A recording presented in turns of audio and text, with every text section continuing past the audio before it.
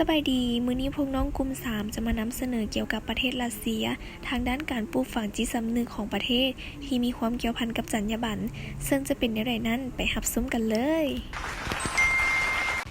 ที่ตั้งและประวัติความเป็นมาของประเทศรัสเซีย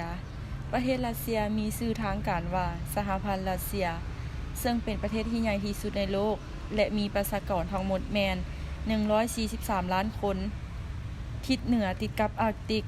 ทิศตะวันออกติดกับมหาสมุทรแปซิฟิกทิศตะวันตกติดกับทะเลดำและทะเลแคสเปียนทิศใต้ติดกับจีนมองโกเลียเกาหลีเหนือคาซัคสถานและอุซเบกิสถานพื้นที่ส่วนใหญ่เป็นพื้นที่ราบเพียงกว้างมีป่าไม้ทางตอนเหนือและตามชายแดนใต้จะมีเทือกเขาคอเคซัสซึ่งมีเขาเอลลูฟที่มีความสูง 5,642 เมตรและจะเป็นจุดสูงสุดของรัสเซียและยุโรปมีสายฝั่งยาวถึง 37,000 กิโลเมตรตามแนวทางมหาสมุทรอาร์กติกแปซิฟิกทะเลอาซอฟทะเลดำและทะเลแคสเปียนความเป็นมาของประเทศรัสเซียมีคือชาวสลาฟตะวันออกเป็นชนชาติทำอิฐที่เข้ามาตั้งถิ่นฐานในรัสเซียบริเวณแม่น้ำนีเปอร์และแม่น้ำโวลกาทางตอนใต้ของประเทศส่วนตอนเหนือชนชาติสแกนดิเนเวียและไวกิ้งที่รู้จักกันในนามวาลันเจียนและตั้งถิ่นฐานบริเวณน้ำนิวาและทะเลซาบโดกาเหตุการณ์ต่อมาซื้อขายกับชาวสลาฟในปีคศ880คศ978เจ้าชายอาลาดิเมียร์โมโนมัสขึ้นครองราชและนำศาสนาคริสต์กายโอร์โธดอกซ์แห่งจักรวรรดิไบเซนไทน์เข้าสู่รัสเซียก่อนจะมาเป็นรัสเซียได้ผ่านมา3ยุคคือยุคอาณาจักรละมัดโควีในปี1328จนถึง1584สมัยจักรวรรดิรัสเซียแต่พ.ศ. 1613ถึง1917สมัยสหภาพโซเวียตปี1917ถึง1991ล่มสลายและกลายมาเป็นสหพันธ์รัสเซียจนถึงปัจจุบันบทบาทของผู้นำการปกครองที่มีผลต่อกับการปลูกฝังจิตสำนึกด้านจรรยาบรรณหลังจากวิกฤตทางการเมืองในปี1993รัสเซียได้ออกรัฐธรรมนูญใหม่ซึ่งได้รับการยอมรับโดยประชามติในวันที่12ธันวาคม1993และเริ่มใช้ในวันที่25ธันวาคมตามรัฐธรรมนูญฉบับนี้รัสเซียเป็นสหพันธ์รัฐซึ่งมีประธานาธิบดีเป็นประมุขและนายกรัฐมนตรีเป็นหัวหน้ารัฐบาลโดยรัฐบาลเป็นผู้มอบอำนาจบริหารประธานาธิบดีมีชื่อว่าท่านวลาดิเมียร์ปูตินด้านจรรยาบรรณมีคือปลูกฝังให้คนรักชาติที่สุดเพราะว่าพวกเขาคิดว่าพวกเขาเป็นชนชาติที่ใหญ่ที่สุดในโลกและเกรียงไกรที่สุดในชาติหนึ่งของโลกบทบาทของผู้นำด้านจิตวิญญาณที่มีผลต่อกับการปลูกฝังจิตสำนึกด้านจรรยาบรรณผู้นำทางจิตวิญญาณของประเทศรัสเซียแมนประเทศรัสเซียได้ยึดถือเอาเลนินและสตาลินเป็นผู้นำทางด้านจิตวิญญาณเนื่องจากทั้งสองเปรียบเหมือนบิดาผู้ก่อตั้งประเทศรัสเซียให้ยิ่งใหญ่และเกรียงไกรมาฮอดทุกมื้อนี้ทั้งสองล้วนแต่สอนให้คนในประเทศต้องมีความประหยัดมัธยัสถ์และเฮ็ดเพื่อส่วนรวมตามอุดมการณ์แบบสังคมนิยมบทบาทผู้นำทางปัญญาที่มีผลต่อกับการปลูกฝังจิตสำนึกด้านจรรยาบรรณการปลูกฝังจิตสำนึกอันดีงามให้แก่ประชาชนชาวรัสเซียถือเป็นสิ่งที่สำคัญที่สุดในการพัฒนาประเทศเพราะเมื่อคนเฮามีความรู้ความสามารถก็จะสามารถพัฒนาประเทศให้มีความมั่นคงและเข้มแข็งฉะนั้นแล้วจึงมักเน้นหนักไปถึงการศึกษาอบรมประชาชนให้มีการเดินทางไปตามรูปการพัฒนาสังคมศาสนาปรัชญาความเชื่อที่มีผลต่อกับการปลูกฝังจิตสำนึกด้านจรรยาบรรณส่วนใหญ่แล้วชาวรัสเซียจะนับถือศาสนาคริสต์ศาสนานิกายโอร์โธดอกซ์70%ที่เหลือจะนับถือศาสนาอิสลาม5.5%คริสต์ศาสนานิกายคาทอลิก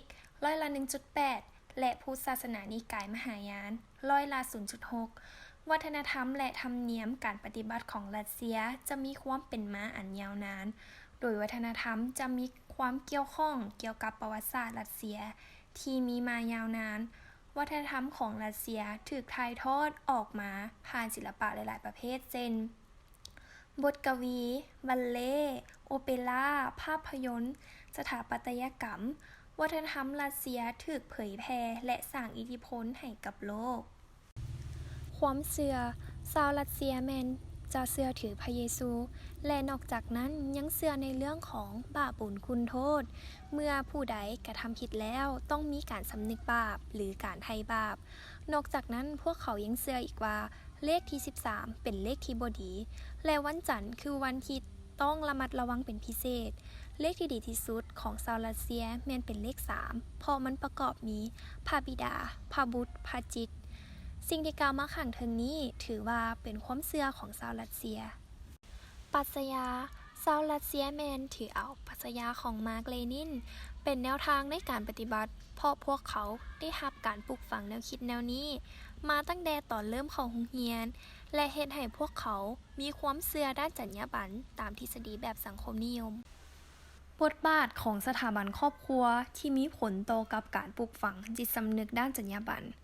ครอบครัวเป็นสถาบันพื้นฐานที่มีความสำคัญระดับทำอิฐของสังคม เพราะมันเป็นจุดเริ่มต้นของหลายๆสถาบัน คนรัสเซียจะมีการเลี้ยงดูสั่งสอนสมาชิกภายในครอบครัว โดยการถ่ายทอดความรู้ และหาบทเรียนที่ดีที่สุดให้แก่ลูก ตลอดฮอดถึงการกระทำที่เป็นแบบอย่างที่ดีให้แก่ลูก เพื่อให้ลูกเติบโตเป็นพลเมืองที่ดีของสังคม และนำเอาความรู้ ความสามารถไปพัฒนาประเทศชาติ ประวัติศาสตร์ ประสบการณ์ และบทเรียนของรัสเซียที่มีผลกระทบต่อจรรยาบรรณ ซึ่งประวัติศาสตร์ ประสบการณ์ และบทเรียนครั้งยิ่งใหญ่ของรัสเซียก็คือ ในสมัยก่อนประเทศรัสเซียได้มีการนำเข้าอาหารหลักจากแถบยุโรปก็คือข้าวบาเล่ ซึ่งในประเทศรัสเซียตอนนั้นอาศัยการนำเข้าอย่างเดียวโดยบ่มีการผลิตภัณฑ์ทางการเกษตรเลย ต่อมาด้วยปัญหาความขัดแย้งทางด้านการเมืองระหว่างประเทศเฮ็ดให้การนำเข้าสินค้าในแถบยุโรปนั้นถูกหยุดชะงักเฮ็ดให้ประเทศมีการขาดแคลนอาหารอย่างหนักหน่วง และด้วยบทเรียนในมื้อนั้นเฮ็ดให้รัสเซียปลุกระดมประชาชนในประเทศของตนให้เริ่มมีการดำเนินงานการผลิตทางการเกษตรจนเฮ็ดให้รัสเซียกลายเป็นผู้ส่งออกผลิตภัณฑ์รายใหญ่ของโลกเช่นข้าวบาเล่และอื่นๆซึ่งมันสอดคล้องกับความสำนึกเกี่ยวกับจรรยาบรรณคือให้พึ่งพาตนเองเป็นหลัก ประเทศรัสเซียประกอบมี4ฤดูคือฤดูร้อนฤดูใบไม้ร่นฤดูหนาวและฤดูใบไม้ป่งและรัสเซียยังมีพื้นที่กว้างขวางที่สุดในโลกเฮ็ดให้มีพื้นที่ในการผลิตหลายฉะนั้นจึงมีการปลูกฝังความสำนึกทางด้านจรรยาบรรณคือให้เป็นคนดูหมั่นใช้ในสิ่งที่ตนเองมีให้เป็นประโยชน์ที่สุดเช่นด้านการปลูกฝังและการผลิตคือเอาพื้นที่ที่มีไปปลูกต้นไม้และส่งออกซึ่งปัจจุบันรัสเซียนั้นเป็นประเทศที่ส่งออกไม้สนเป็นอันดับ1ของโลกและยังส่งออกไวน์เป็นอันดับ3ของโลกเช่นกันซึ่งสร้างความภูมิใจให้แก่คนในประเทศหลายและรัฐบาลก็ยังสนับสนุนและส่งเสริมในการผลิตนั้นอีกด้วย บทบาทการมีส่วนร่วมของชุมชนที่มีผลต่อกับการปลูกฝังจิตสำนึกด้านจรรยาบรรณ การมีส่วนร่วมของชุมชนในรัสเซียแม้นยังปฏิบัติแบบดั้งเดิมบ่ว่าจะเป็นเรื่องอาหาร การนุ่งถือ การประพฤติ วัฒนธรรม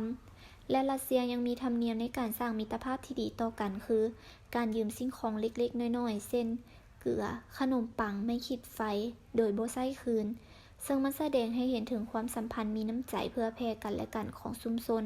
และยังสร้างมิตรภาพที่ดี จึงเป็นการร่วมมือกันของชุมชนที่จะปฏิบัติแบบนี้เสมอไป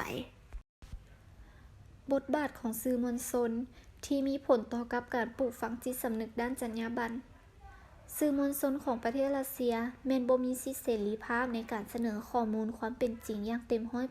100% เพราะข้อมูลบางอย่างได้ถูกปกปิดไว้เฮ็ดให้บ่สามารถเปิดเผยข้อมูลได้อย่างเต็มที่เช่น เรื่องที่มีผลกระทบต่อความมั่นคงของชาติหรือสร้างแรงกระทบเฮ็ดให้เกิดความวุ่นวายภายในประเทศก็คือสังคม แต่ว่าประเทศรัสเซียได้มีการสร้างสื่อมวลชนที่เฮ็ดให้ประชาชนมีความรักชาติและรัฐบาลได้รับผลประโยชน์ ตัวอย่าง ประเทศรัสเซียแม่นแอนตี้โดราเอมอนย้อนว่าเนื้อหาสาระของเรื่องแม่นบ่อยากให้แก้ปัญหาโดยพึ่งพาอาศัยคนอื่น และบ่อยากให้เด็กน้อยติดเทคโนโลยีจนเกินไปใช้คำบ่ดีต่อพ่อแม่และประพฤติบ่ดีต่อหมู่เพื่อนบทบาทของสถาบันการศึกษาที่มีผลต่อกับการปลูกฝังจิตสำนึกด้านจรรยาบรรณระบบการศึกษาในรัสเซียได้รับอิทธิพลจากการศึกษาในยุโรปโดยมีฝรั่งเป็นต้นฉบับกลางศตวรรษที่ 19 เริ่มนิยมระบบการศึกษาของรัสเซียซึ่งระยะทำอิฐบ่ขยายตัวกว้างหลายปานใดเพราะความยากจนและนโยบายกีดกันชนชั้นระดับต่ำบ่ให้มีการศึกษาแต่ถึงแนวใดก็ตามหลักการศึกษาของรัสเซียส่วนใหญ่แล้วบ่เปลี่ยนแปลงคือเป็นการจัดการการศึกษาเพื่อเกี่ยมคนให้ยอมรับในปรัชญาอุดมการณ์และหลักการในการปกครองประเทศและสร้างความพร้อมที่จะเข้าสู่อาชีพต่างๆตามความเหมาะสมของแต่ละคนนอกจากนั้นประเทศรัสเซียยังมีการกำหนดกล่าวคำปฏิญาณรักชาติและร้องเพลงชาติเพื่อระลึกถึงประเทศชาติอยู่เสมอและจะเน้นใส่ให้ทุกสถาบันรู้2ภาษาคือเยอรมันและฝรั่งเพื่อให้ทุกคนมีความรู้ความสามารถและการสื่อสารกับคนต่างประเทศได้ดีบทบาทของรัฐบาลที่มีผลต่อกับการปลูกฝังจิตสำนึกด้านจรรยาบรรณ